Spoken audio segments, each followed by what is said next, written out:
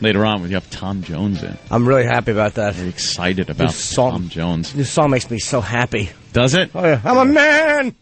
I know you are. Of course. What a man. I heard things about him. He's packing? What'd you hear? I heard that he's packing. Well, of course. That's kind of been the thing that's been going on for years. Yeah, because when he performs live, he wears tight trousers. Down there, all the way twisted. He wears tight trousers, and you could see things, and then you go, because I had just seen Tom Jones probably a couple of years ago, at most, in Atlantic City. And you do look and go, that can't possibly be that. Because it's just down. I was thinking perhaps a roll of Krugerrands were in his pocket or something. Just he travels with a big roll of Krugerrands. But no, it's all Tom, apparently. Wow. That's why the girls get all sexed up. Sex bomb. They get all sexed up and throw their panties at him and bras and he apparently all ages too. There were teen girls there, and then there were old bags. Really? They're all throwing, everything from thongs to big bloomer panties. And then he wipes his head with them. He sweats like a pig. Wipes his head with them and throws them back into the crowd. You can always tell what kind of woman is throwing her thing at him if he wipes his head and he looks like an Indian woman at the end. Yeah. Like, oh boy, she's probably cranky this week. Yeah, that girl had Mexican. Oh, yeah. Tom Jones. It's the Opie and Anthony show, and sitting here, none other, Tom Jones. Right. How you doing, man? Yeah, good, thanks. Got a new album out? Yes. God damn, you're still cranking. Yeah. I do it. mean, not even like one of these guys, because there are people out there that are, hanging on by the skin of their teeth to a career and stuff. Mm-hmm. But I saw you recently in Atlantic City, right. And just kicking ass, and the fans. What got me was their kids going to see you, yep. And then some of the old broads. They're still digging on you there, Tom. Yep. But it's amazing the audience that goes to see you, and the show you put on, phenomenal. Thank you. I mean, you would think not that I'm not saying, hey, why don't you settle down or something like that, but you would think that you might lighten up after the years. Yeah. You're still all over that stage. You got the set of pipes on you is still amazing. Mm-hmm, thank you. And if I could keep just kissing that ass, well, why not? I'll keep doing it. But I had an advanced copy of the CD. Some people would probably call it an illegal bootleg copy. And I was raving about it. I mean, it really was fucking great. I mean, it was energy. That's the song, I'm Alive. And I was running around just yelling, I'm a man! Not quite as well as you did it, but it was just fucking great. Yeah, I myself never heard of you. No, of course. My father, my father, when I was like 11 years old, and this had to be 40 years ago, came home with an album signed by Tom Jones and said he played cards with you. But his last name is Vos, but I think he was lying. Hold on. What's his last name? Joe Vos. Joe Vos. I know Joe Vos. Get out. That's my father. You don't really? know. Yes. Yeah, I remember Joe Vos. He played cards with you, and he came home with an album. Yeah, we used to hang out. Get out of here. He was telling the truth? Yeah, in the Copa and stuff. Yeah. Yeah. Wow, that is actually, I'm shocked. It's Joe Vos. Yes, my dad. Yeah. Are you kidding? Or you really know Joe Vos? No, I know Joe Vos. Oh, my God. He's the guy that would come in and complain how stupid his kid was. It must have made quite an impression. I haven't seen him for a long time, but we used to hang out. Yeah. Does he owe you money? No. No, well, he never used to carry any money. I remember that. I'll chip off the old block. I tell you, it was a funny thing. He came, because I knew him from New York, and then he came over to England. I was playing the Palladium in London, and he showed up. Yeah. And he said, I'd like to invite you to a party tonight. I said, oh, really? Because he was... we were always inviting him. So, it was in the Ritz. He had a suite in the Ritz. We went over and had a big slap-up meal, champagne. I couldn't believe it. And he paid for it. I'm stunned. Hold on. Either there's another Joe Vos that's my dad. who's big in the record industry, or you have one of those photographic memories. You have like a photographic memory? Yeah. Jesus Christ. Yeah, how would you remember? That was 40 years ago. Joe Vos from 40 years ago. Damn. Well, that's something, Rich. You got a claim to fame, finally. That really hurts. TV. Your Okay. father hung out with Tom Jones. And I like the fact that Tom still has no interest in talking to Rich. That No, makes me no. really happy. Like, who cares? All right. What's well, he doing now, Joe? Yeah, he works at a travel agency. Nothing, he's married again, Right. third time, and he boy. lives in New York here. Ah, good. A real success story there. Well, Just like Tom. Is it hard to pretend? I asked Tom. Is it hard to pretend like when the older chicks come up to you, that that they still have that you're interested? Is it I mean, because you're legendary. Tom Jones is legendary for women. That's like your thing. Is that chicks throw their underwear at you? Yeah. Yeah. Which is a great thing to be known for. And I guess you got to be nice to the older ones, but it's got to be kind of irritating. No, they're good. They're good people. It's The Cougars. people. Yeah, but I mean, when it comes to banging them, Oh well. no. what's the cutoff age? Do you have a cutoff age where it's like they got to show you ID, and if it's over this, you got to give them a boot? Yeah, about 30, I would think. Yeah, that's probably it, right? 30 still? Yeah. Younger than 30? That's right. Wow. 30. He's Tom Jones, for God's sake. What are you thinking? I saw, like I said, when I went and saw you in Atlantic City, there were these older women that came up, and they're throwing those big old bloomers at you and stuff. And then these real young girls came up with thongs. That's right. And they start throwing those, and they're singing and dancing to your songs, the newer songs, and your classic hits that everybody knows. And I'm just watching this, going, this guy has just got it down. Well, there you go. You figured out the formula. a lot of practice. Yeah. You hypnotize these girls. What has changed since touring in the older days and touring now for you? Hey, it's the same. I'm just an older version of what I was then. My attitude is the same. Yeah. And I still like the same music. I think I've learned more about music. At one time because I was a teenager in the 50s, so rock and roll was a big thing with me. 50s rock and roll, and so I didn't really particularly like swing singers. I didn't like band singers. That was like before. But then as time went on, I learned to appreciate Frank Sinatra, for instance, and Tony Bennett and people like that, which in the 50s I thought were like passé, but... Well, you were an Elvis fan, right? Like you were a big Elvis guy. Yeah. 50s rock, Jerry Lee Lewis, Fats Domino, Chuck Berry, Elvis Presley, of course. We had, because we had a prep sheet. They always give us a prep sheet, which I knew that, most of your stuff is so well known. But our crack team, this is what they said. He became friends with his idol, Elvis Presley, in 1965. Right. And stayed that way until his death in 1967. 60s. 1967? Yeah. Well, that's a short friendship, and boy, we sure missed out on a lot of Elvis there. Yeah. So he was your idol or a guy you really looked up to, and you met him and hung out with him? Yeah. And my first year in the business, 1965, when I came over to do some Ed Sullivan shows, and I met Elvis Presley in Hollywood. I was out there doing an Ed Sullivan show because it's funny, at that time, it went color. It was black and white before that. Right. And then when they went to color, they had to do it in Los Angeles because they didn't have the facilities in New York to go to color. So then I went out to L.A. and did some shows out there. And Elvis Presley was... I went to Paramount Studios to do a song for the movie, and they said, Elvis is here, and he'd like to say hello, and I said, wow, Christ. Everything was like happening in that first year. It was mind-boggling. What was the song that year that was the big song for you?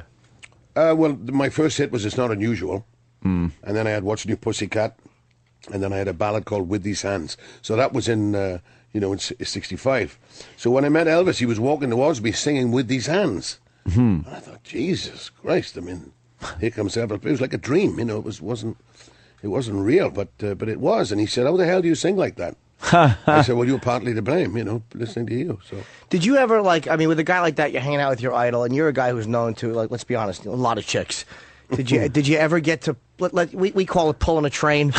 I've done it with him. Me and him on a girl. Like normally, what would happen is because he's better looking, he would get the chicks, and then he would kind of guilt them into banging me as well, and it'd be like me and him waving at each other over a girl. And there had to be some of that with you on the road over all the years. yeah.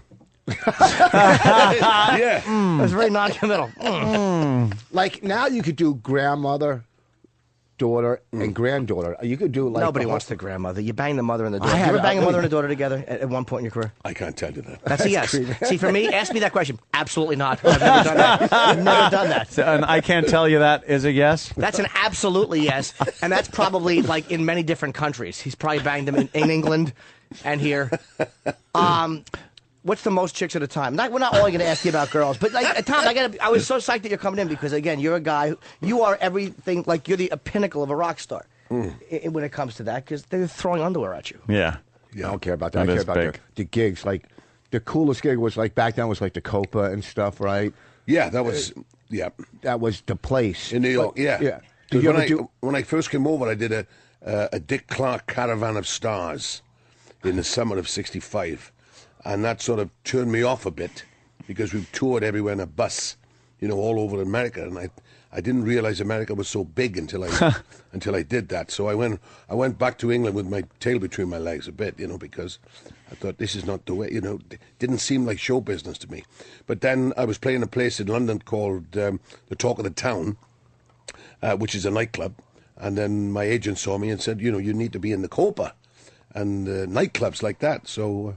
And then my TV show came out. So yeah, what was the big I don't understand how back then did somebody just see you and decide, hey, wow, this guy's got a great set of pipes and he's got the sex appeal. Let's yeah, at the beginning, yeah, my manager, well, the guy that became my manager, Gordon Mills, his name was, and he came to Wales, where I come from, and he was Welsh. He came to visit his mother, and he saw me in a club, and. He said, my God, your voice is incredible. And I said, well, thank you. And he said, if you ever come to London and you want some help, I'm your man. So then he called me up and he said, look, I've never managed anybody before, but I'd seen him on television. He was a singer himself. So I knew that he was in the business, so I grabbed all of him with both hands and I thought, you're not getting away from me. So I could tell that he was the one that was going to do it. And then he wrote It's Not Unusual. And that was it. That was the beginning of it. And you brought up the TV show. I remember, watching the Tom Jones show, the variety show. Yeah, on ABC. Yeah. How did that work for you? Now you're a club singer. You hit. And then they're throwing a TV show at you. Was that a rough thing for you to go, I've never done television? Well, the only television I had done is guesting on right, shows. Right. But now you're never hosting Yeah, before. you're the guy. Yeah. So I didn't know whether I could do it. So we did a special, first of all. Because you were in sketches, right? They'd put you in the comedy sketches. And I remember watching that with my parents, while they weren't yelling at each other. Right. So I wasn't crying. It worked. And I liked it because I could do all kinds of songs. As when you go on TV and you guest, you do one song, maybe two. Right. So you got to, but then when you've got your own show, you can do all kinds of stuff. Yeah, you could be in the middle of something to just break into song, whatever song you wanted. The duets, I was always pushing for rock singers. So ABC Television wanted more middle of the road people. Right. But I was pushing for Jerry Lee Lewis and Little Richard, and Wilson Pickett, which I got on there. Yeah, yeah. But it was like a trade-off. I had to have Barbara Reedon on as well. I Dream of Janie and yeah. stuff like that. Kind of do the little sketches and stuff. Yeah. And what a trademark that opening was. It was the microphone and the pinky ring. And the ring, yeah. This is Tom Jones. There you go. And It's Not Unusual would start, and then you'd come out. But you didn't find that difficult to host? How involved were you in the actual production of that show? Oh, very much so. Yeah? It was, I mean, I was nervous, as I say, when I did this the pilot, but so the more I did, the easier it became. And it became second nature to me then. It's like a strange time back then because if you did hit in music, apparently they just gave you television shows. Glenn Campbell had one, and Andy Williams was Andy Williams was the one. Dean Martin. Dean Martin would have that. Do you find nowadays it is just more difficult to break in and get that popularity? I think it's basically the same, as it was then. It's always youth orientated. Record companies are always looking for young bands and young singers. It always seemed, though, that back then they would give, if somebody clicked, they really were just handed so much media. back then. They were all over the TV. They were doing guest spots on Laugh-In and having their own shows. Right. Well, the reason I got my show, they told me, was that I could do all kinds of songs, which was, and I was like 28 years old then. So I filled a gap in there because it was either you got Andy Williams, singing sort of middle of the road stuff. Right. And then Glenn Campbell country, so they wanted somebody that could cover all of it, and which ended up to be me. Were you ever censored on television for words or movements or? Yeah, Ed Sullivan Show especially. Really, what did they do? Well, when I first came over in '65. And they said, you can't move like that. Oh, Jesus. On television. We'll cut the close-ups. They were telling He was me, actually having sex with a girl on stage. Well, there you go. So they were telling me something that they told Elvis Presley 9 years before. Wow. Like nothing had really changed. And I remember I did and you had to do it. It was almost like an audition. Even though, I was signed to do the show, you still had to do a rehearsal in a rehearsal hall. Because they wanted to see. And do it live, yeah. They wanted to hear exactly what you were going to do. Wow. And so I did an album track called What You Gonna Do. And the opening line is, you've been running around balling, right? Which means having a ball, Right, You've been running around balling, playing the clubs every night. And I said, balling. They said, what? You can't say balling on I said, well, so I had to say wailing. Oh, wow. You should have changed it to fucking. Well, there you go. And then when I had Delilah out, they said, well, we got to change something in Delilah. I said, well, if you're going to take out I felt a knife in my hand and she laughed no more, that's the reason he's killing this girl. That's the big payoff but there. But she said, no, it's not that. It's at break of day when the man drove away, I was waiting. So they said, it was at break of day, and when the man drove away, that means he was with her all night. I said, well, God. yeah, that's why he kills her. Yeah. So it wasn't the fact that he stabbed having her with breakfast. a knife. Yeah, it was a sex thing. I mean, it was unbelievable. He Wow. was like the most powerful man, though, Ed Sullivan. Ed Sullivan, was he a nice guy, or was he? He was a nice guy, and he liked me, which was very useful. Because I did like 5 Ed Sullivan shows, so... I heard Ed hated Joe Voss. Is that true? Well, he didn't, because he Joe never didn't paid invite him to the paid party. a bill, the skinflint. Exactly. Threw a party and he told everybody it was paid for. Yeah. Was probably still people looking for Tom for some money for that party back in 1968. Was there anybody that opened for you that became a big star? Well, The Who. The Who opened for you? Yeah, they used to open my show in '65. Yeah. Jesus Christ! How do you follow the Who? Yeah. Were they hard to go on? Because Black Sabbath, had Van Halen opening for them in '78, and they said that it was really hard to go on after Van Halen had done what they did. Right. Did you have trouble after the Who, or didn't care? No, not really. Especially they're there to see Tom. They used to do these package tours. You get all kinds of people, a mixture of rock and pop, and So, and everybody dug it, so it was fine. Did you do any of the Motown scene, any of that stuff, like the tours with the Supremes or any of those people? Yeah, when I did this Dick Clark Caravan of Stars tour, there was the Shirelles were on there, and a doo-wop group called the Jive 5. There was a lot of people that were around in those days. So they wanted to sign me on Motown once. Really? Yeah. You don't find many artists that can talk about their experience with the Shirelles and Motown that are still putting out albums, still relevant, still drawing crowds, and still have the pipes, and you're willing to take chances that other people aren't. When you covered Kiss, the Prince song, people were like, "What the hell is he doing?" But it was a big hit. Yeah.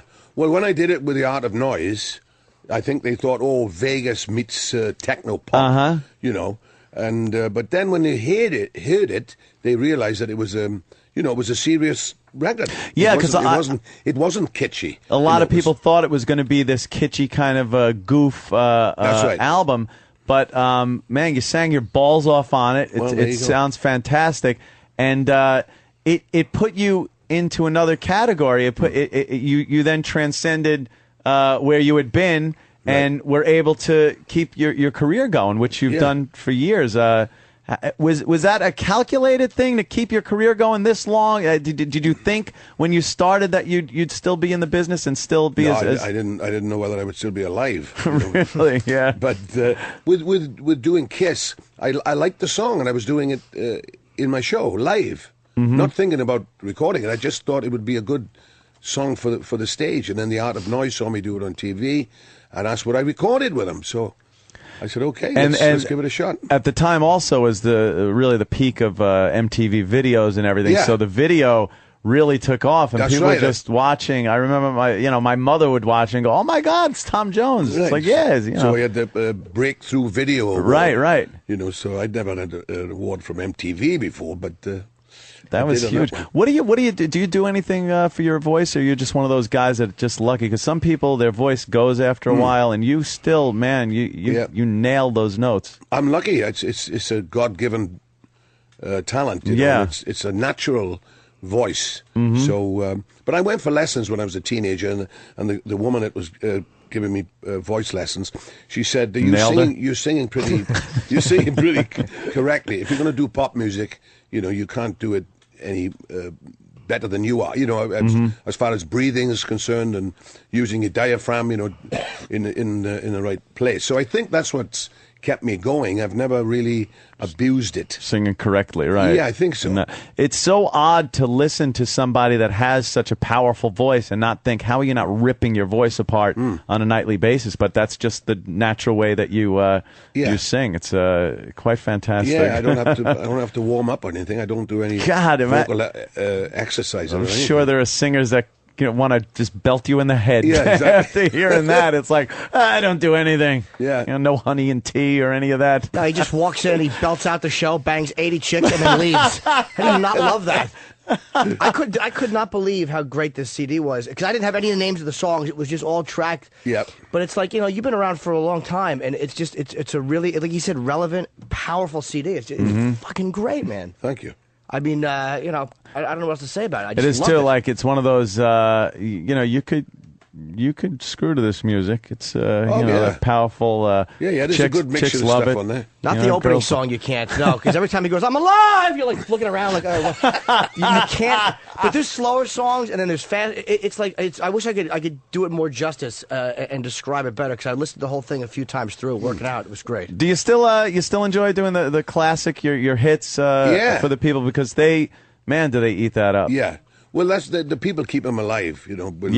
When I do Delilah, for instance, it's so recognizable as soon as it starts that you get applause up front, before you even start it. So it's a great feeling. I like that, because if I went to see somebody and he or she didn't do any of those songs, I think, well, there are people that do what's that. wrong with that? The fans are left going, hey, I'll get the new album. I'll learn to love these songs and see them next time around. But you know something? Play some hits. That's what I do in the live show. All new stuff that I put in, and I sort of fit the hits throughout the show. Yeah. Not like new stuff and then old stuff. It works. They all work. Yeah. And being played by the band, the same band is playing it all, so you don't get that shock from listening to one record and then jumping to another. The band is playing it all. Do you got a favorite song? I mean, I know it's a kind of a hokey question, but do you have one that you do that you're like this is the best thing I've ever written? It's one of the. There's a song called "It Looks Like I'm Never Gonna Fall in Love Again." It's a ballad that a guy called Lonnie Donegan wrote for me in England, and that still stands up. It's it's a powerful ballad. And you do that every live show? Yeah, but it's not unusual. Is the most important, because that was the one that changed my life. Your first hit record is so important.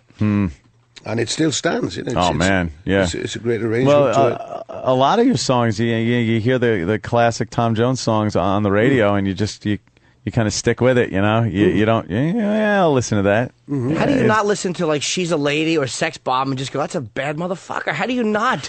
You can't not listen to those songs. They're great. When I saw you live, I could not. I was in the casino, just sex bomb, the whole for hours, just singing that. If that isn't one that gets stuck in your head, man. Yeah, it's funny because kids like that song as well. Yeah, it's I don't great. think they know what it you know, what the words are, because there's some risque lines in there. But that is you know, odd, because I did see during when I saw your show, there was a girl, had to be 8 years old, standing up kind of on a table with parents just watching. And I'm going, there's an 8-year-old watching Tom Jones, and there's some risque lyrics going on there. yeah, but I don't think they hear those. You know, No, they just like the music. It's Yeah. Like the music. She didn't and throw her underwear, did she? No, she didn't throw her underwear. Although she was looking at Tom's pants at one point. You ever done TV and had people go, you know, could you wear some padded underwear or something? Well, no. When I had my TV show, I had to wear a belt, like a dancer's belt. Really? You know what dancers wear? Yeah. Yeah. To keep it all. Keep it all. in Well, place. you know why? Because there is an instance where you'll see him on the live show and go, wow. That is Tom Jones. What a great problem to have. Sir, your penis is going to offend millions of people. No, I just assumed he had a spare microphone. If the one went out, he was Yeah. able to just reach in and get another. Let's say Burt Robin from Batman had the same problem. Jim Burt Norton Ward? does not have that problem. my friend Jim Florentine's a comedian, and he had such the opposite problem that his first TV appearance, he actually put a sock in the front of his pants so his God. penis looked bigger. No, he There was did. a Yes, he rumor. did. There was a rumor for years that you had done that. Yeah. There was the sock rumor. That's right. Yeah. But I've said those pants were so tight there was no room for anything else. No room for a sock. It was all Tom Jones. There you go. And you probably didn't realize, of course, that the tight pants would accentuate it. You never would have worn them. Exactly right. It was just a fashion statement. Of course it was. Dude, it's fantastic. how great is it to go through life? Like, you wear pants that show off your hog, and chicks go, oh my God, and they throw hotel keys at you. Like, what is that? Is there any better feeling than that? No. Of course not. Did you ever take a hotel key off the stage and not know who you were going to see and just do it? No, I've never done that. You had, what would you have, like the roadies and stuff, like, you know, kind of Yeah. tell you who was who and what was what? Exactly. See, comics, like most good comics have small units because they're covering up their small unit with comedy or whatever. It's just being like, all the comics that have big units aren't that good. Richard Pryor had a big dick. Did he really? Yes. Okay, so one guy. Leave it How big his to dick was. Voss. Because it was legendary. We're just joking with Tom about his penis. You're going into like a real psychological profile. Yeah. Well, you know, Right. a lot of people have small penises, and our fathers gambled with Tom Jones, thank God. Creep. So the new album. What was the? What the hell am I trying to say here? Oh, you have people write your music, or you? Yeah, well, when I signed with S-Curve, is the label that I'm with here, and so they were getting me songs, you know, that had already been recorded, and I said I want some new stuff, and then they started getting me new songs, which I was not excited about.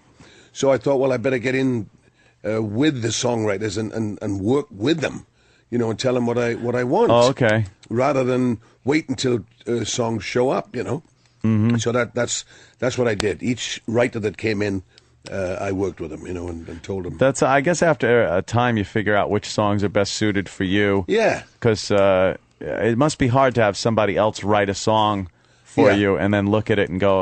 Well, nine times out of 10, they'll be something to do with sex. You know what I mean? And of course, you know, which is fine if it's a cool song. Like "Sex Bomb" is a very clever song, right? You know, so that's fine. But you don't come up with many of those. You know, the other ones are sort of just blatant, you know, and not clever. So that stuff, like one songwriter wrote, "You look good with my T-shirt on. You look even better with it off." And I said, I think that's, you know, we need to move. Yeah, the sexuality in the Tom Jones songs has been very subtle. Yeah. Like that. I guess you leave the literal to the hotel room. Well, you know, whatever. So that's what I did. I got with them and sort of started to write, you know, with them and change things around. And say, you know, so that's and thank God it turned out well. I mean, we had I recorded a lot of songs, and then we picked what we feel is the best out of the bunch, you know, to put on this CD. How many dates do you tour a year? I mean, you're always out. Yeah, about 200 shows, give or take. Jesus. Do you get a regular gig in Vegas? Yeah. Where are you in Vegas? MGM. Oh, okay. I saw you at the Riviera years ago, didn't you? I saw you upstairs at the Riviera. Not the Riviera, Caesar's Palace. I was at the Flamingo, Caesar's Palace, Bally's I was in for a while. Oh, maybe it was Bally's. It was Bally's. Bally's, yeah. Bally's, yeah. I was working catch-all. Have you noticed how Vegas has changed a lot over the years? Like years ago, it was all like the wise guys that ran it and took care of everybody, and now it's just a bunch of corporate people. Yeah. Who just don't seem to take care of the talent as well. It's easier now because they only want you to do one show a night. As when I was there in the 60s, and 70s, I used to do 2 shows a night, every night for a month. Oh, really? And after a while, you start to get... Wow. That was... my voice was suffering a bit from that. A little taxing on your voice. Yeah, doing that many. especially in Vegas. It's dry there, so... And Tom, maybe a few of your friends. Yeah. You could get a few of your friends to sing at a club. Yeah, right. So, but they were there, though. I think we would work well together if I opened for you. I think we'd be... Jesus. I'm saying... He'd rather have Joe work with him again. Yeah. Listen, man, I'm a top-notch comic. There's no audience I can't work. Clean, Vegas. I'm telling you, I think we'd be good. Maybe your opening act gets sick or whatever, and you need a Rich Vos. I'm just looking out for the team. To make the audience sick. Yeah. Or maybe the bulge in his pants isn't available, so he needs a replacement, which I'm sure you'd be perfect as. He doesn't need a comic opener. You don't use comics as openers, do you? Not anymore. I do the 90 minutes myself now. Yeah. Did you use comics as openers? I used to, yeah. Did any of them bomb? No, they were all pretty good. George Wallace was with me for quite a while. Oh, okay. Jay Leno used to open for me. Jesus Christ, The Who and Jay Leno. That's not bad on the credentials list. Got a few. I saw George Wallace a couple weeks ago. He's still in Vegas. He's at the Pink Flamingo. At the Flamingo, yeah. So you're going out. When are you going out to promote this? Well, you're out. I mean, like tour dates. Like you're out right now doing the press. But I mean, when are you going? You have concert dates and stuff. Yeah, I will do next year now because I'll be promoting all the way up to Christmas, all over. I got to go to Europe next week. Yeah, he has to do press all over the world. Yeah, yeah, really. You're recognizable everywhere. Yeah, I mean that's something. You could go to Japan and they're like, "Oh, Tom Jones." Yeah. When I do a gig, I fly in the day of. There's always tickets available. So I go on the local radio and I tap dance and beg, and then hopefully people show up. It's got to be nice to go to Europe and then go to Africa, wherever it is you go. Yeah. I probably could have picked a better second country than Africa after Yeah. Europe for He's Tom playing- Jones's audience, but Yeah. I'm a non-improving idiot. The Is there Kenya anybody? Dust Bowl. Yeah, I know. I really am. So, how is this Sierra Leone? And are the pirate hijackings going to affect you in Somalia? I'm a true asshole, Tom. My apologies. Anybody you'd like to collaborate with that you haven't yet that you'd love to do something with? Yeah, there's singers. I mean, Whitney Houston, I think is. I don't know what she's singing like right now, but she's got a great voice. So I think a duet with her would be nice. Alicia Keys, I like. No, she's great. Duffy, is a Welsh singer. I've seen Duffy on in the Starbucks. Like they have her. It's a her, right? Or is it a he? Yes, go. Okay, I've seen her CDs in The CDs. CDs, Yeah, and stuff. Not working in Starbucks. No, That would be right. atrocious. A worse future than Joe Voss. Right. Get over your father, man. You remember Joe Voss? Like Joe Voss had been outside 5 minutes ago, waving, yelling, "Tom, it's me, Joe Voss." So either Tom's memory is obviously really good. Do you remember my name? Yeah. God damn it, he has no idea who I am. It's just me. Yes, I do. I've seen you on television doing stand-up. Have you really? Holy wow! Tom and I are chatting. I hate Wow, this. that makes me. What can two men of similar ilk discuss something? Couple Yeah, of men where are you going to find one? Have you really? Yes, really. That makes me very happy. Yeah, very A guy funny. like Tom Jones had to get up and turn the channel because of me. It's funny. He was banging one time and something just wrecked the vibe. Oh, it's that little man with the awful head shape. Wow, I'm so happy. Oh damn! Well, I'm a true fan, man. I'm really happy you came in and you're going to be promoting. Yeah. And again, I've been harping about this album. I really have been raving about this album for the last week. When we were 2 weeks ago because we were off last week. I didn't know what to expect. Yeah, I think we should absolutely have Tom pick a track. We'll go to break playing it, and and man, but you don't need my help. Continued success. Thank you. You've been amazing over the years, and it's amazing because I do remember as a kid watching and seeing my parents just freaking out about it, and then go and see you live myself and just loving it. Thank you. Transcending generations, my man. Thanks. What song would you pick? Give a Little Love is a good song on there. You wouldn't pick I'm Alive. Okay. I'm alive. I open my show with that now. I think we have. Okay, here's what we have to do then. Oh, we're doing Jimmy's pick then. No, we're doing. Here's the way it works. Yeah. We're doing Tom's pick. Uh-huh. Right after Jimmy's pick, which is I'm alive, and then what Tom wants. All right. It's up to you. It's not up to me. I'm not trying to You override think I Tom. run this ship? That's fine. The album is called 24 Hours, and it is. What's the matter? What are we playing?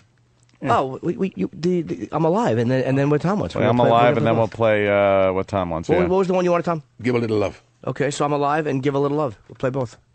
All right. The great Tom Jones. We'll be back. Tom, thank you so much. My pleasure. Thank you. Leave that at I have that. a question for Steve. Yes, Jimmy. I want to hear you had Steve asked Tom Jones a Oh, yeah. question, and apparently it was stammering. Oh no, it was. I actually would have said it on the air, but I didn't want to interrupt because I knew we didn't have a lot of time with him. So it was taped. So I want to know, can we hear it? No, we can't because I deleted it Why would you- intentionally. Why would you do that? Because I'm in a fucking asshole. That's why. No, because I'll tell it right now. No, but why would you? No, because it would have to be the exchange between like, you why and would- There was no Tom exchange. and- He, Why would like you there, delete- there was a bunch But of that's just realies. it. I heard that's just it. The realies. Then I heard there was some stammering involved, and Yeah, I stammer anyway, though. And no, a little nervous, like chit chat thing that can't really be described. If we I'll heard tell it. the story, No, but why would you? No, delete it? it's not about telling the story. because when It's- I see somebody very obviously surreptitiously going over and clicking record, I'm like, no, I'm not a fucking idiot. You yeah, didn't maybe get if me. you work at fucking it's a comedy a nuclear facility, but Yeah. you're working at fucking the Opie and Anthony show. It's a comedy you know. show, and it's a funny. I understand that. I'll tell the story. No, I- it's not what about we're telling the talking story. about. It's about having the tape of you stammering in front of Tom Jones. You're like, why wouldn't you? Like that would be the good when thing. there's so much disastrous audio on all of us. Like, Disastrous. It really true. wasn't. Honestly, dude, it wasn't. It was sort of a matter of fact thing. I don't know. Sam seemed to think it was Yeah, pretty well, good. because Sam's an instigator, and whatever Sam thinks he can instigate and stir shit up on, he will. But I'll tell you right now, the story. I'll tell the story right now. yeah, if but you the have me story is not. No, it's I know not the story is me story. fumbling in. I know the story is me Yeah, fumbling it's in front not of the Tom story. Jones. It's So why the did- execution of the story at the time. To teach Sam a lesson. Why would you hurt the show? No, it's That not. would It have has been- nothing to do with Sam. Sam didn't tape it. Well, whoever. Why would you delete that when you knew it was like? I mean, I said to myself, that'd be funny on the air. Yeah. I don't comprehend that. Like, there's nothing unless it was something I said that I shouldn't have said, or whatever. But like anything for the Personal, air. you know, you I don't blurted know. out You know your what? Quite address. frankly, I don't really know if it's. It was such a nothing thing, but in retrospect, I was sort of like, maybe I shouldn't have brought that up. Maybe it wasn't something I should have said. Like I don't know. It was like one of those things. Like, what? Fuck it. If they want to say it, I'll say it on the air. But I'm not But gonna. why would you delete the audio? I'm saying, like, Do you know how much audio I've deleted over the past 10 years? That was just like, no, but you did that purposely, Probably like. would have been the best stuff ever. nah. Yeah. Please. I get called a faggot and incompetent on a regular basis. So. No, then this is- then you this is come a- here. Yeah. This is, but this is a legitimate question. Actually. Yeah, This I is understand it's this is legitimate. very It's a legitimate legit. question. Look, Yes, he recorded it. Yes, I deleted it intentionally. Absolutely. why wouldn't you think about it would be funny on the radio show?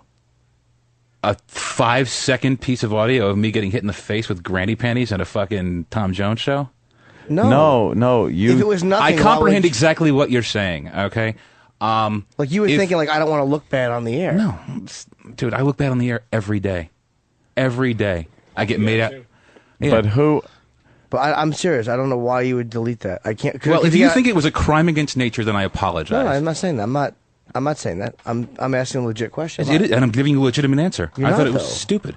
I thought it was stupid audio. It didn't sound. It sounded like dumb. If it's you stammering in front of Tom Jones, then It would it's have been funny. funny. Yeah, it's funny. Like me stammering horribly. Should I have deleted the Zach Wilde interview because it was? honestly, stammering? dude, in retrospect, I never thought that Zach Wilde thing was going to be as fucking funny as it was. But Exactly. So Yeah. why would you delete when you know what we do? Like, honestly, because it was such an obvious attempt. If I didn't catch him out of the corner of my eye going record, But I that- would have fucking let it go. I've been caught So so it many was- times barking dumb shit into microphones that I've just let go completely. So it was to keep somebody else from having pulled one over on Yeah. you. yeah, that so was- that that was was- more but- important than audio. But the for audio show. from the At the show time, yeah. for the show is like, that seems to be paramount here.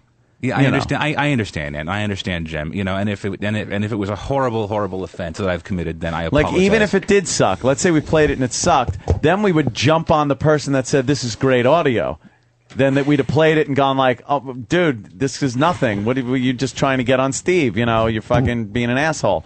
Like, it would have worked if what you said is true. You know, I've been called queer, incompetent, and a number of things every day.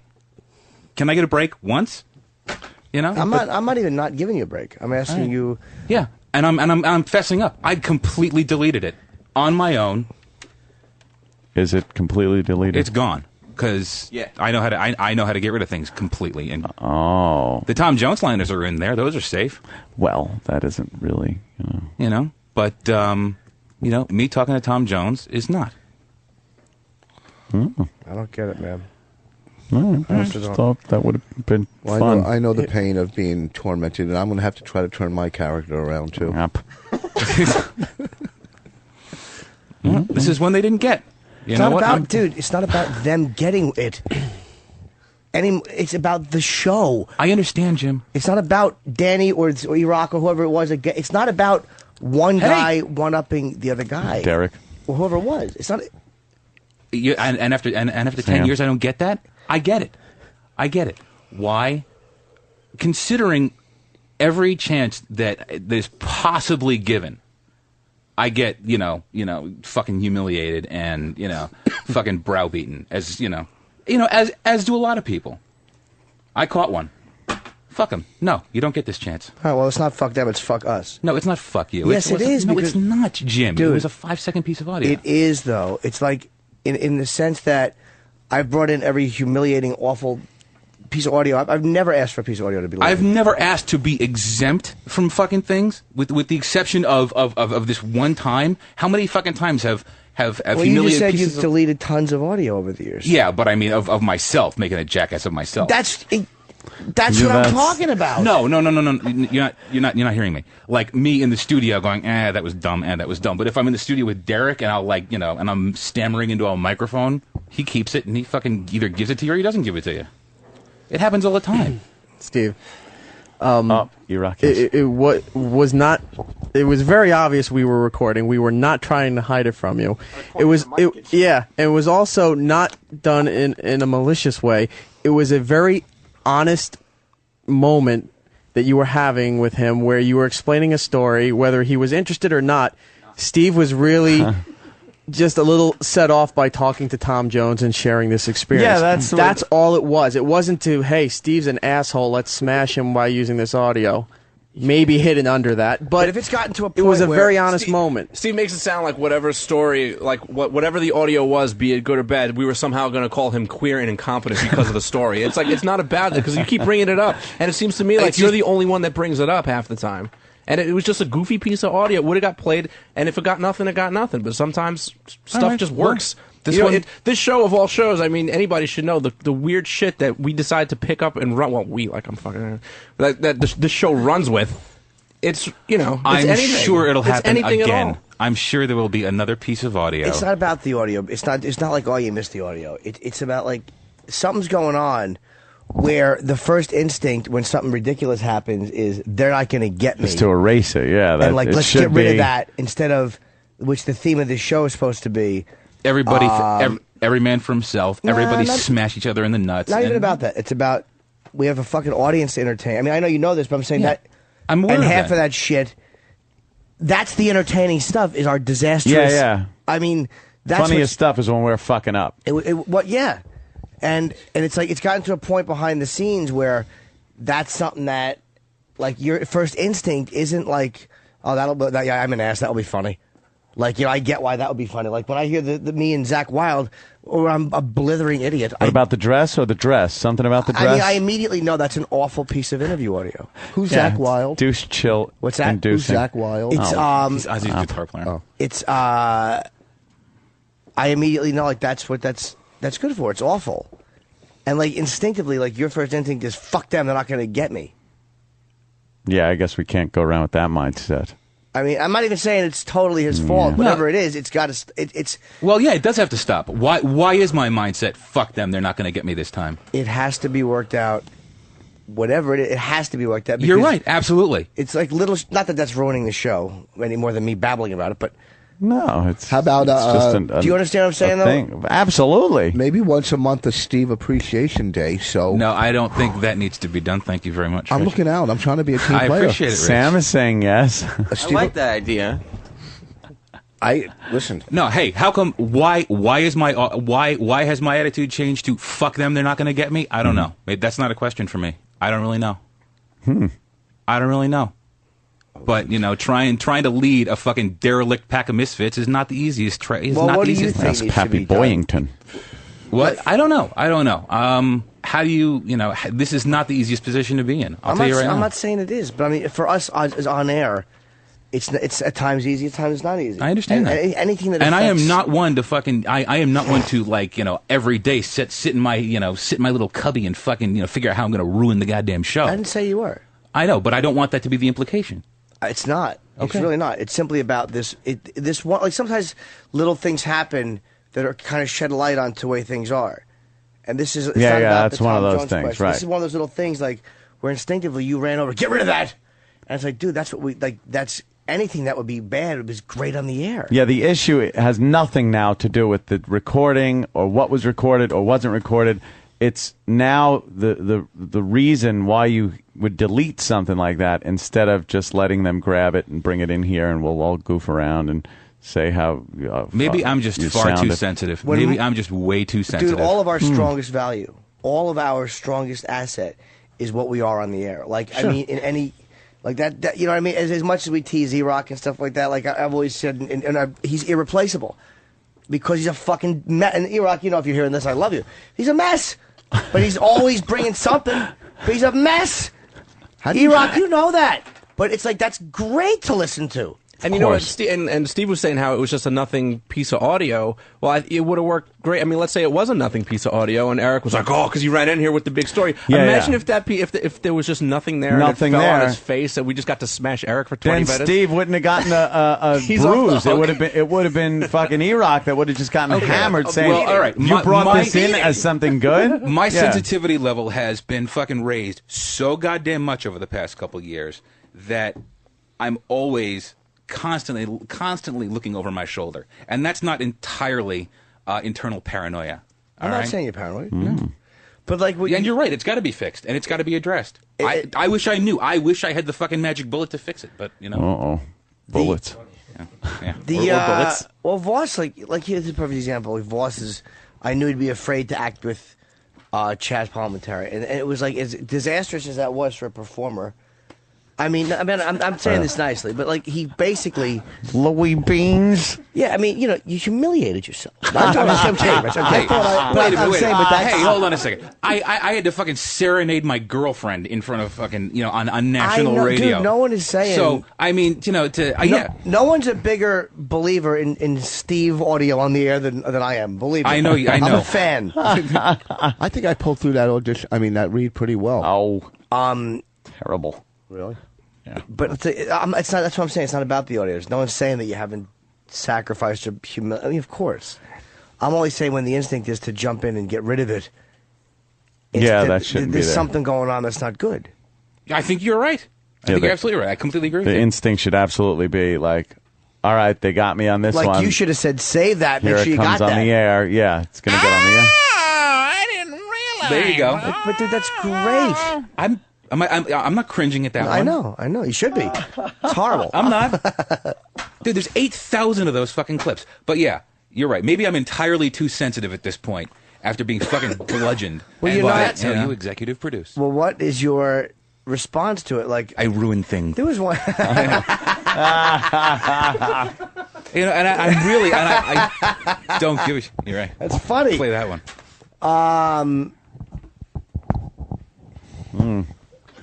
Yeah.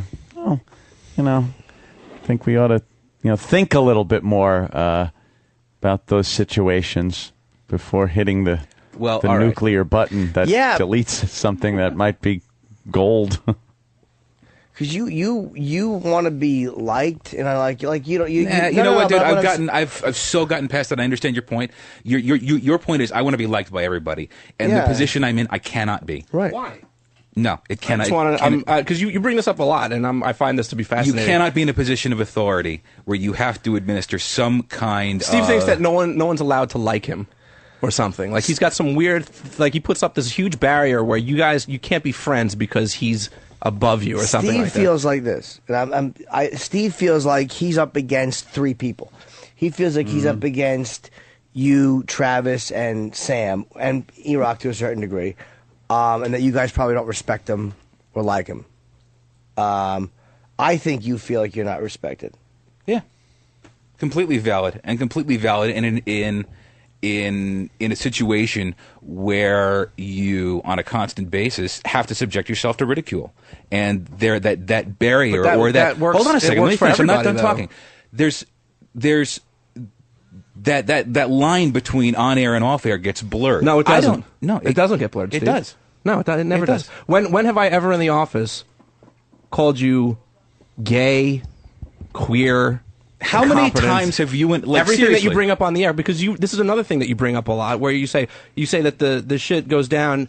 You like to say that the staff doesn't know when we're not on the air anymore, and it's completely different. The kind of behavior that goes on the air is completely different off the air. But you seem to think that it continues when in fact it doesn't. It doesn't. No, I'm not saying exactly. We'll play goofy gags on you. So, like, occasionally, we'll pry off every key on your keyboard and rearrange them. which is now somebody's responsibility.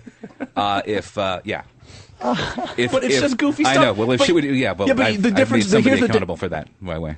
So done. Here's the difference. You look at that with rage. We just like if somebody did that to my keyboard. If I came in the morning and my keyboard was all mixed up, I would just start laughing. It's funny. I wouldn't know I the don't. difference. Steve doesn't. I don't. And I'll Thought tell he was you, seeing double from the night before. I actually thought about this. Whereas this show is comprised of people who, by and large, I think got picked on a lot in high school, and probably in their formative years got picked on a lot. And I'm one of them. Whereas a lot of people had to develop, cerebral weaponry to combat those things. I was able to smash people's faces into concrete with impunity. Wow. Unfortunately, you can't do that once you hit a certain age. Where's the point of this? The point of that is I don't have some of those. I'm not as adept, probably. I'm not as quick-witted as some of the other people are. So you'd rather smash somebody with your meat fists? Fucking-lutely. Well, I guess that's where we're different because Wait, you used to beat up kid, they picked on you and you used to just fuck them up in school. Absolutely. I I used to fucking ram people's faces into fucking really? radiators and fucking stuff. Would they stop fucking with you after that? Yeah. But it's Why like, not? It has to be. Get the fuck out now. Oh, see, there was some good acting. It has to be fun, man. I'm not shit on you. I'm for all this. If this isn't fucking fun, like if this is a fucking unpleasant place to come, then what the fuck are we doing? It shouldn't be. No. Yeah, but here's the thing. Can I play devil's advocate and say why? If you can spell it. Steve's point is, I know if he gets Steve's abused, point. he can't come Steve's back. point is he's not coming that he's back and gay. abusing. Oh, You can sorry. abuse. So you could take abuse because you give it out. You have the opportunity to abuse. He doesn't have the opportunity to come on the air and abuse. Right? No, it's a valid point. What do you mean? The devil's It's lullaby. it's a valid point.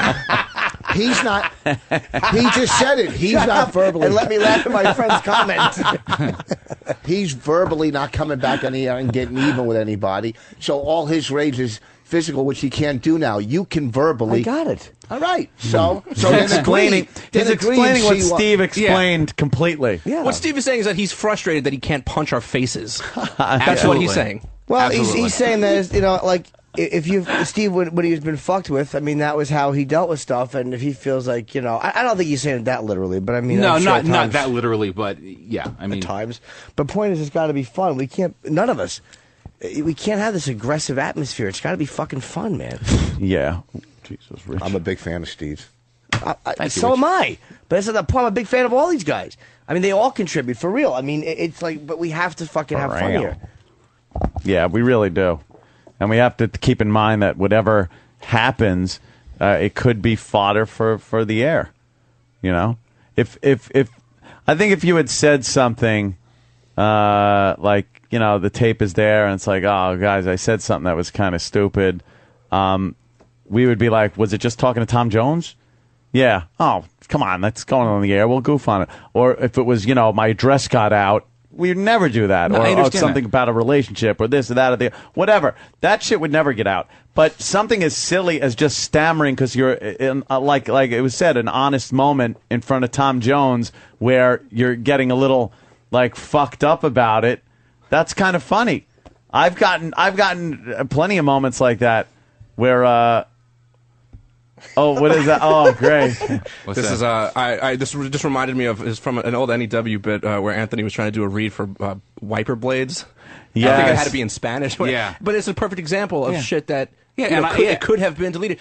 And Steve, you love telling me how long you've been in the business. I've only been in this business as long as you brought me into it. I understand So that. I've already learned to shut my mouth around open microphones, and I understand that if I go and I do, and like let's say Derek pulls me aside, he wants me to read something, I know that anything I say in that room is potential fodder for air. And there's shit that I've said that he's used in Saturday Night Virus promos.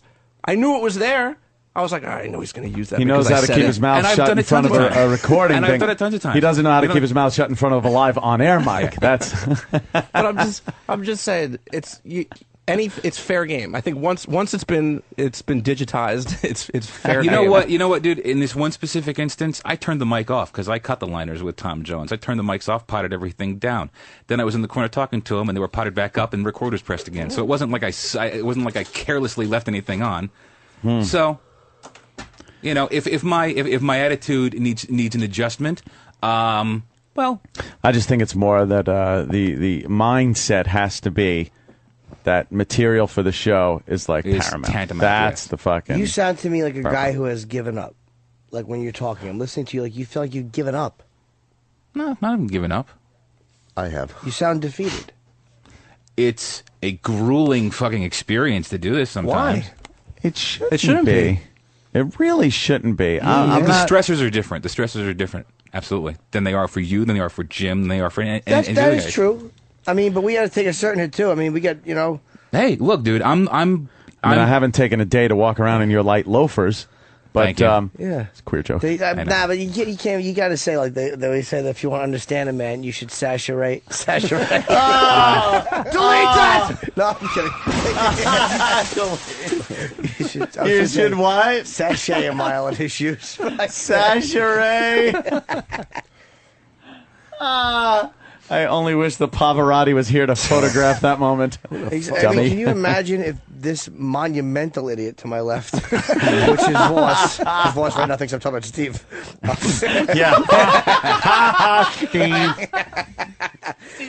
How come everybody has such a good time around here except for you? Like you're always not the one not having everything is a mess. Everything is running around. It's a train wreck. It's sweating. It's putting your hands on your brow and breathing heavily and sweaty. I'm a fucking stressed out guy. What Why? can I tell you?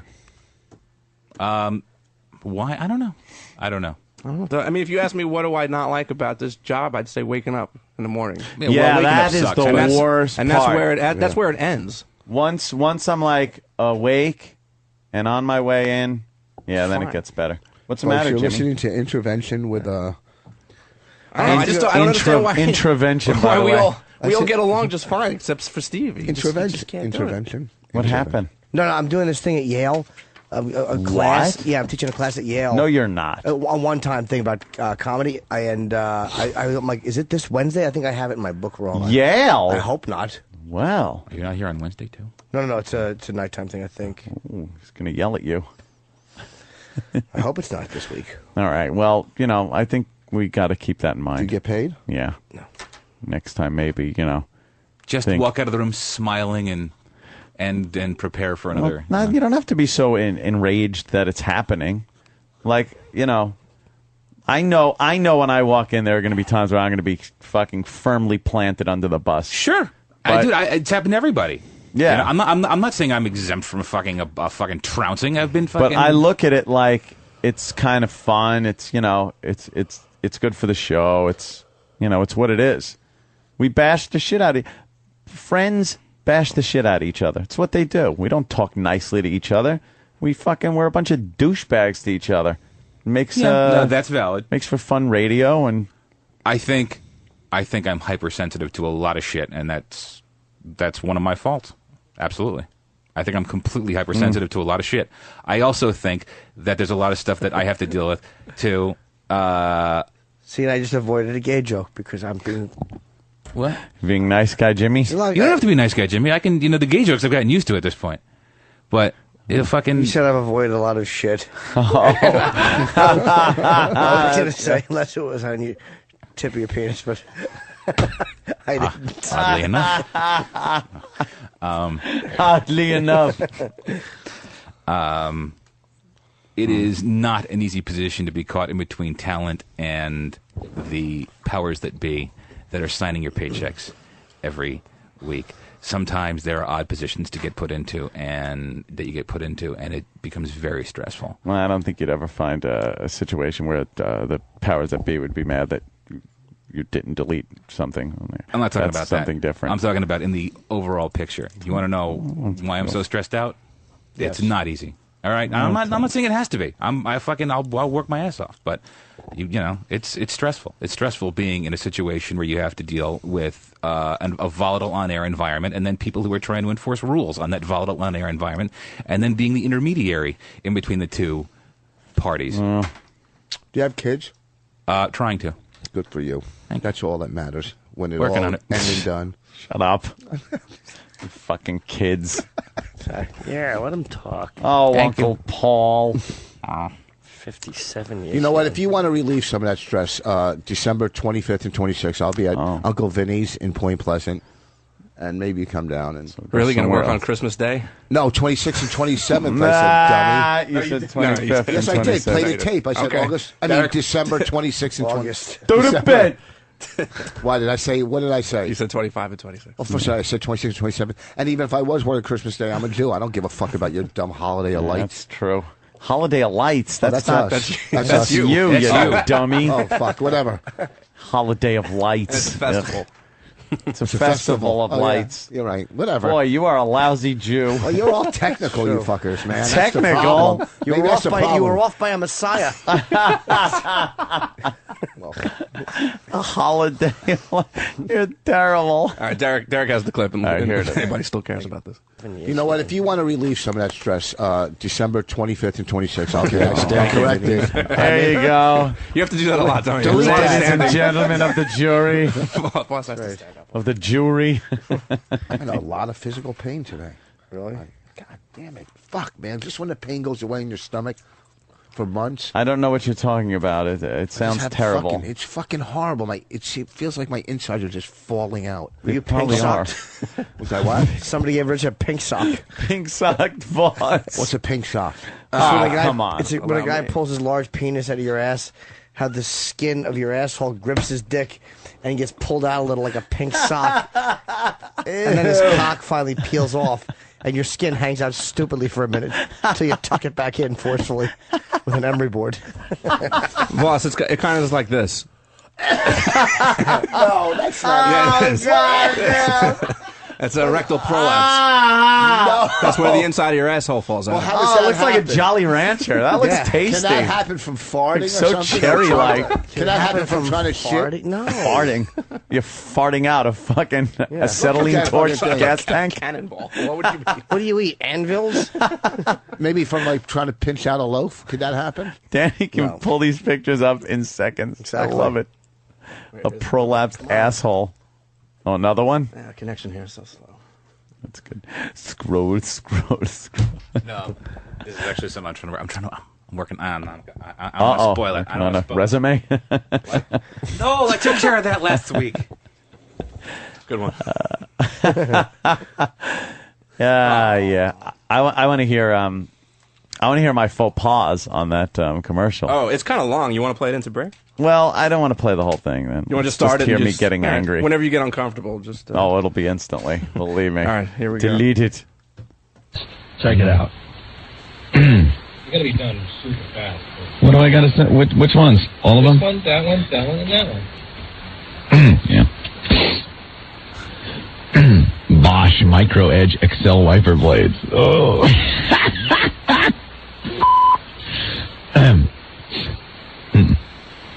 See your way clear. See your way clear with Bosch. No, I'm just laughing. See your way clear with Bosch Micro Edge Excel wiper blades. Right now at Strauss Bosch Micro Edge Excel. Yeah, oh my God.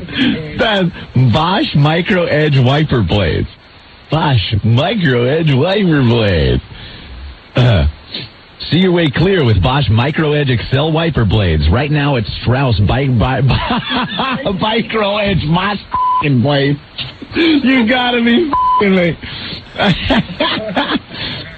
Okay. Whew. See your way clear with Bosch Micro Edge Excel wiper blades. Right now at Strauss. Take it from there, right? See your way clear with Bosch Micro Edge Excel wiper blades. Right now at Strauss Bosch Micro Edge. That's rough. Holy See your way clear with Bosch Micro Edge Excel wiper blades. Right now at Strauss Bosch Micro Edge wiper blade. You know why it doesn't say Excel in the second one? Bosch Micro Edge. See your way clear with Bosch Micro Edge Excel wiper blades. Right now at Strauss Bosch. Are you kidding me? I'll keep trying. See your way clear with Bosch Micro Edge Excel wiper blades. Right now at Strauss. It's f***ing impossible. This is a tongue twister. See your way clear with Bosch Micro Edge Excel wiper blades. Right now at Strauss Bosch Micro Edge wiper blades are I almost had it. $9.99 each. Okay. See your way clear with Bosch Micro Edge Excel wiper blades. Right now at Strauss. It's Strauss. I'm like anticipating the pandemonium before it even starts. You f***ing tool. Oh man. See your way clear with Bosch Micro Edge Excel wiper blades. Right now at Strauss Bosch. Holy. See your way clear with Bosch Micro Edge Excel wiper blades. Right now at Strauss, Bosch Micro Edge wiper blades are priced from only $9.99 each. Save on Bosch wipe. Oh, you had it. I totally had it. Ready? See your way clear with Bosch Micro Edge Excel wiper blades. Right now at Strauss, Bosch Micro Edge wiper blades are priced at only $9.99 each. Save on Bosch wiper blades at... God, motherfucker! Almost had it. I start getting mad, I guess. It's just the fucking short version. See your way clear with Bosch Micro Edge Excel wiper blades. Right now at Strauss, Bosch Micro Edge wiper blades are priced at only $9.99 each. Save on Bosch wiper blades at Strauss Auto... You... You mother... Hey, you See your way clear with Bosch Micro Edge Excel wiper blades. Holy shit. Cancel your appointments. See your way clear with Bosch Micro Edge Excel. This ain't gonna work. Holy shit. The Micro Edge Excel wiper blades. See your way clear with Bosch Micro Edge Excel wiper blades. Right now at Strauss, Bosch Micro Edge Excel wiper blades are priced at only $9.99 each. Save on Bosch wiper blades at Strauss Discount Auto. Bosch wiper blades, my... Dude, what was the problem? Were you having trouble saying it? Yes! Just kidding. I know you are. Oh. Quality's Literal fantastic Jim. on Yeah, the quality was really good on that recording. It was impossible to say it twice in a row. Bosch is what it was. Micro Edge. And I was completely hammered drunk, if you recall, like I was every day at NEW. That was afternoons, so it was kind of like after the show, and after you're drinking all day, to try to say Bosch Micro Edge Excel wiper blades was a little difficult. Bosch Micro Edge Excel wiper blades. Bosch Micro Edge Excel. It's hard to say. It is. It was very hard to say. That was a fun one too. We didn't even have that in the system. Eric had to like burn it, so I think that was the first time that ever aired on satellite. Wow. I'd like to hear the unedited version. Yeah, if it exists. Because I really get mad and start calling it a cunt. That'll happen. All right. I don't know if those even exist. No, because they were, everything had to be edited. I think that was pulled off of like the fucking cassette tapes. That was somebody's VHS tape back in the old days.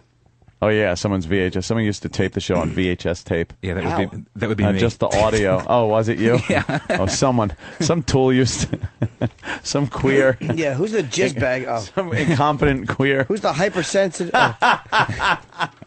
All right, Steve. Thank you. Was that your girlfriend at the wedding or your wife? Your wife? Yeah, no, that was my girlfriend.